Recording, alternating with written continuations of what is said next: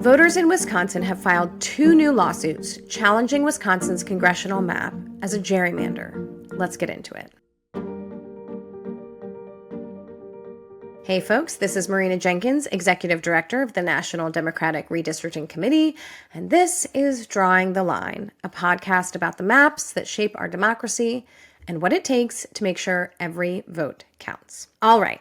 I am coming to you today with an update about some movement in Wisconsin over the state's congressional map. Wisconsin voters have filed 2 different lawsuits directly to the Wisconsin Supreme Court, asking the court to strike the congressional map down for violating the state constitution. There are some different claims being made about the map, primarily one that the map is a partisan gerrymander that violates the state constitution, and another that the districts are malapportioned, meaning they don't have an equal number of people in them in a way that adheres to the principle of one person, one vote. So let's rewind a little bit to understand how we got here. Back in 2011, Republicans had a nationwide effort called Red Map to gerrymander America.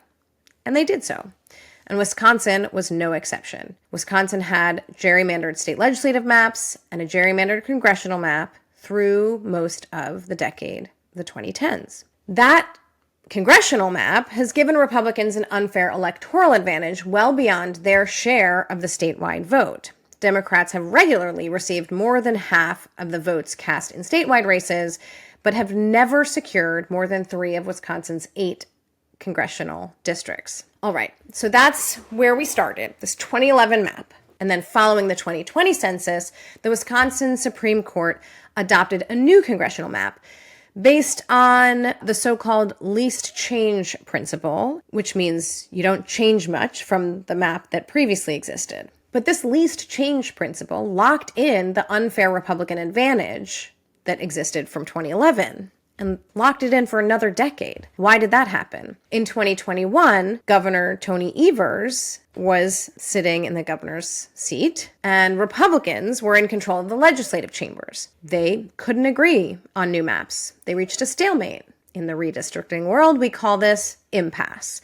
There is legislative impasse and an inability to reach agreement on new maps. But that doesn't mean there aren't new maps. Because we've had the new decennial census and there's new census data, we can see after that new census data is provided to the state that the districts from the prior decade are no longer applicable. They no longer give us one person, one vote, and they need to be redrawn. So if the state government can't redraw them, the courts have to do it. We call these impasse cases. So voters turned to the Wisconsin Supreme Court in 2021, and in 2022, the court provides a decision in a case called Johnson v. Wisconsin Elections Commission, and decided that it would only consider proposed new maps under a least change standard, meaning the maps had to adhere as closely as possible to the Republican maps from 2011. Again, those 2011 maps were some of the most extreme partisan gerrymanders in the country at the time. So,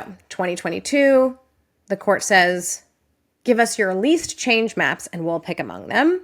And it did so. Fast forward to August 2023. Wisconsin voters challenged the state legislative maps, arguing that partisan gerrymandering violated the state constitution, and the maps were partisan gerrymanders, the least changed maps from 2011. At that time, the Wisconsin Supreme Court declined to hear the partisan gerrymandering claims, citing the need for extensive fact-finding, but instead the court accepted the case on other grounds and ultimately struck down the state leg maps because they were non-contiguous, and then required a new state legislative maps. Contiguity is one of the main basic redistricting principles, and it refers to the rule that electoral districts in a state should be physically adjacent, meaning a district is considered contiguous if all parts of the district are in physical contact with some other part of the district. Generally, a district is also considered to be contiguous if the district is split by a body of water, but there has to be a bridge or some other method of transport over the water other than a boat,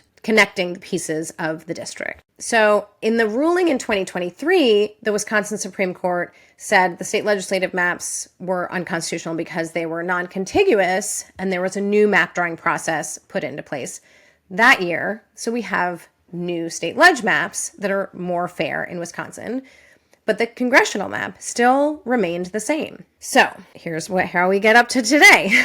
So this month, 2 new lawsuits were filed in the Wisconsin Supreme Court challenging the map under the state constitution. So these are state-based cases, and in Wisconsin, you can bring a redistricting challenge directly to the state Supreme Court, which makes the case much more efficient. This is a case that can be decided much more quickly than if it were to have to begin in the trial court and then move to intermediate appellate courts. In Wisconsin, we can bring these questions directly to the state Supreme Court, and it makes the case move much more quickly. Again, the lawsuits, one lawsuit is seeking to have the court say the 2011 based map is a partisan gerrymander, and partisan gerrymandering violates the state constitution. The other group has said these districts are malapportioned. The one person, one vote rule at the congressional level requires districts to only have a population deviation of 0 or 1 person. That means, I have a district that has 10 people in it.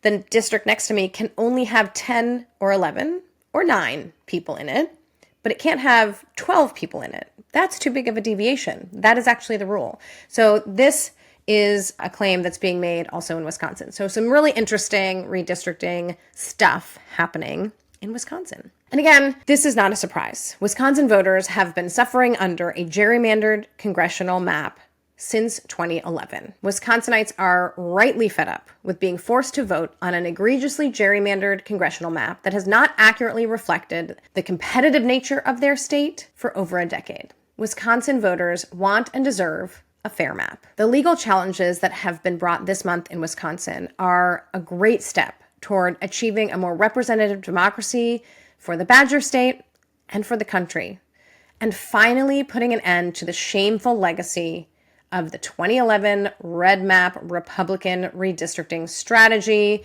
which in Wisconsin was the era of Scott Walker and Robin Voss and all of the gerrymandering that came along with them. Stick with us. We're going to keep you updated on what's happening in Wisconsin and how these cases shake out. If you want direct updates, text POD, P-O-D, to 36787. If you like our show, please follow us on YouTube and Instagram at DemRedistrict, or visit our website at democraticredistricting.com. Thank you so much for listening. See you next time. This show is produced by Reed Dudley, Sophia Pedroso, and Manuel Marce. Special thanks to Alex Yang. Editing and mixing by Play Pretend Media. This podcast is paid for by the National Democratic Redistricting Committee.